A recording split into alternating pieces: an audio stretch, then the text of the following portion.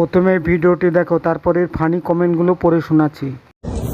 তো গাইস, তোমরা হচ্ছে যারা বলতেছিলে কালো পেন্টির কথা, অলরেডি আমি একটা কালো পেন্টি নিয়ে আসছি আজকে। দেখতে পাচ্ছ?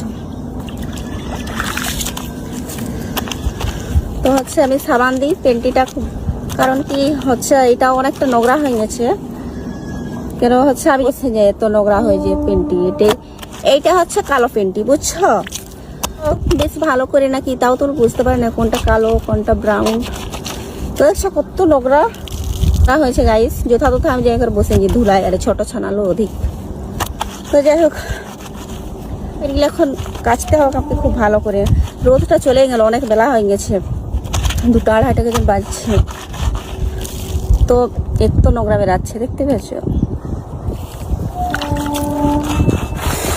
ভিতরের জিনিস তো বেশ ভালো করে একটু সাবান দিতে হবে। তো চলিए শুরু করতে हैं।